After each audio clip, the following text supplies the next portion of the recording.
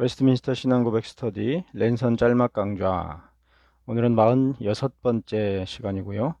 오늘 다룰 내용은 웨스트민스터 신앙고백서 3장 하나님의 영원한 작정에 관하여 서술하고 있는 제6조의 문구 가운데서 요점을 살펴보도록 하겠습니다. 제6조는 하나님께서는 그 택하신 자를 영광에 이르도록 정하신 때에 그 마음에 영원하시고 가장 자유로우신 뜻을 따라 거기에 이르는 모든 방편들을 미리 예비하셨다. 그러므로 택함을 입은 사람은 아담 안에서 타락했으나 그리스도로 말미암아 구속을 받으며 때를 따라 역사하시는 성령으로 말미암아 효력 있는 부르심을 받아 그리스도를 믿음에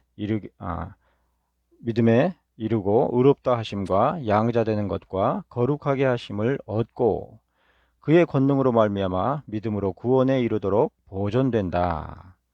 오직 택한 자 외에는 효력 있는 부르심과 의롭다 하심과 양자됨과 거룩하게 하심과 구원을 받아 그리스도로 말미암아 구속될 자가 없다.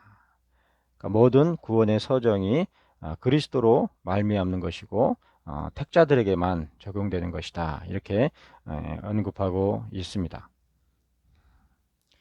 자, 이러한 6조의 문구 가운데서 첫 번째 요점은 하나님께서는 그 택하신 자를 영광에 이르도록 정하신 때에 그의 마음에 영원하시고 가장 자유로우신 뜻을 따라 거기에 이르는 모든 방편들을 미리 예비하셨다.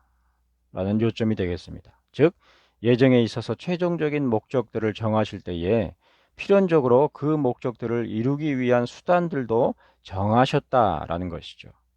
어떤 분들은 하나님께서는 목적을 작정하신 것이지 그 구체적인 실행이나 수단들에 대하여서는 작정하신 것이 아니다. 이렇게 설명하는 그런 분들도 계시고 또 어떤 분들 가운데서는 하나님의 택함에 있어서도 하나님께서는 특정한 수를 택하시도록 그렇게 작정하셨을지라도 그 구체적인 수가 누구이고 어떤 자인지에 대하여서는 알 수가 없다. 이렇게 설명하는 분들도 종종 계시는데 만일에 그러하다고 하다면 하나님의 택하심은 성립하지 않거나 혹은 아주 무능력한 그런 형식의 택하심이라고 볼 수가 있겠죠. 자, 47번째 질문을 보시면 데살로니가 후서 2장 13절 말씀에 따르면 하나님께서 택하신 백성들에게 예비하신 구원의 수단은 무엇인가 이렇게 묻고 있습니다. 자, 데살로니가 후서 2장 13절 말씀에 주께서 사랑하시는 형제들아 우리가 항상 너희에 관하여 마땅히 하나님께 감사할 것은 하나님이 처음부터 너희를 택하사 성령의 거룩하게 하심과 진리를 믿음으로 구원을 받게 하심이니 이렇게 기록하고 있는데요.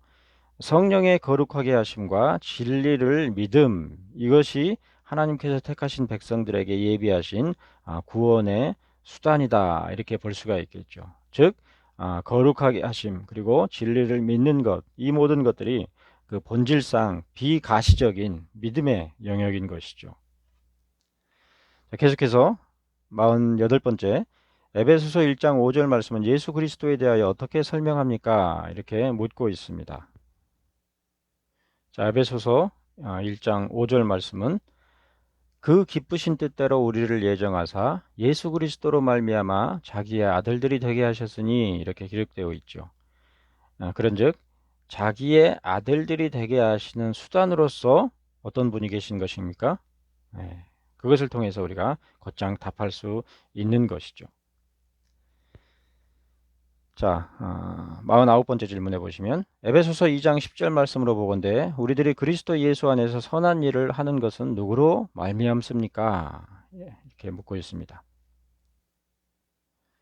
에베소서 2장 10절 말씀에 사도가 이르기를 우리는 그가 만드신 바라 그리스도 예수 안에서 선한 일을 위하여 지으심을 받은 자니 이 일은 하나님이 전에 예비하사 우리로 그 가운데서 행하게 하려 하심이니라 이렇게 기록되어 있는 말씀입니다. 즉, 이 일은 하나님이 전에 예비하셨다고 하였는 바 예수 그리스도 안에서 행하는 선한 일들은 우리가 아닌 하나님께서 예비하신 것이다. 그러므로 이 말인즉슨 선한 일이 결코 우리의 공로가 될 수 없다. 하나님께 무엇을 받아낼 만한 근거로 삼을 수 없다라는 사실을 단적으로 나타내주는 그런 말씀이다라고 볼 수가 있는 것이죠. 자, 설명 부분 보시겠습니다. 위의 성경 구절들에 따르면 하나님께서는 우리들에 대한 예정 가운데서 그 목적을 이루는 방편도 예비하셨음을 성경이 언급하고 있는 것을 알 수가 있습니다. 그러니까 하나님의 작정 혹은 예정 가운데서 그 수단에 대하여서도 미리 의논되고 준비된 그러한 가운데 있다는 것이죠. 어떤 사람들은 하나님의 선택과 예정을 인정하면서도 동시에 우리의 구원을 위해서는 우리 자신의 수고와 노력이 더해져서 비로소 구원에 이르는 목적을 이룬다 이렇게 주장하는 분들이 아주 옛날부터 그리고 지금도 여전히 있는 것을 볼 수가 있습니다. 즉 하나님의 선택만이 아니라 우리 입장에서의 노력이 더해져야만 비로소 구원을 향한 하나님의 예정 또한 성립되고 완성하게 되는 것이다. 이렇게 설명하는 분들이 계시죠. 하늘은 스스로 돕는 자를 돕는다. 자, 그러한 격언과 마찬가지로 신앙에 있어서도 기독교 신앙에 있어서도 그러하다. 이렇게 주장하는 것이죠. 그러나 위에서 살펴본 성경의 여러 구절들에 의하면 우리의 거룩과 경건과 사랑함 등의 그리스도 예수 안에서의 선한 일은 사실 예정하심 가운데 우리를 만드신 하나님이 전에 예비하신 것이니 결코 우리의 능동적인 행위에서 난 우리의 수고나 노력이 어느 정도 공로로 반영되는 그런 것이 아닌 것입니다. 우리가 보기에는 스스로 결단하여 행해지는 것처럼 보이는 일들도 사실은 하나님의 예비하심으로 비로소 그렇게 행해지는 것이다 라는 말씀이죠. 자, 우리들은 하나님의 작정이 혹은 예정이 불변하며 가장 작은 일들도 작정됨이라는 것을 생각할 때에 하나님께서 예정과 함께 그 수단들도 예비하시지 않을 수 없음을 알 수 있을 것입니다. 그렇죠. 어떤 그것을 이룰 수 있는 방법을 생각하지 않고 계획을 세운다라는 것은 말이 되지 않는 것이죠. 하나님께서는 계획만 세우시고 그 실행과 수단들에 대해서는 준비하지 않으시는 그런 분이 아니신 것입니다. 누가복음 14장 28절로 30절에 기록되어 있는 그 예수님의 언급, 즉 너희 중에 누가 망대를 세우고자 할진대 자기의 가진 것이 준공하기까지 족할는지 먼저 앉아 그 비용을 계산하지 아니하겠느냐? 그렇게 아니하여 그 기초만 쌓고 능히 이루지 못하면 보는 자가 다 비웃어 이르되 이 사람이 공사를 시작하고 능히 이루지 못하였다 하리라. 이렇게 기록된 말씀을 볼 수가 있는데, 자, 그와 같은 것을 통해서 하나님의 작정이 어떤 성격인지를 우리가 충분히 가늠해 볼 수 있는 것이죠. 한마디로 그 실행과 수단들도 분명하게 예비하신 불변하며 전능하신 하나님의 작정으로 이루어진 것이다. 그리고 그러한 분이 바로 하나님이시다라는 사실을 우리가 말씀 가운데서 알 수가 있겠습니다.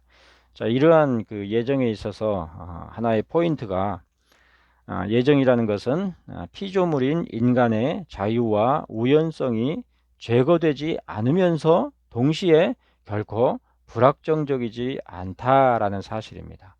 그러니까 모든 것들이 전적으로 인간의 자유로운 결정과 의지 그리고 판단에 따라서 이루어진 것이거나 아니면은 운명론자들이 말하는 것처럼 정해진 법칙에 따라서 우연적으로 그리고 필연적으로 이루어지는 것뿐이다. 이렇게 말할 수 있을 것처럼 모든 것들이 보이지만 그러나 그런 것이 아니고 거기에 본질이 있는 것이 아니고 동시에 결코 불확정적이지 않게 하나님께서 반드시 이루어지도록 그러나 그 이루어지는 방식에 있어서는 피조물인 인간의 자유로운 결정과 또 우연히 일어나는 것 같은 그러한 일들 가운데서 하나님께서 그 작정하신 내용을 완전하게 이루신다.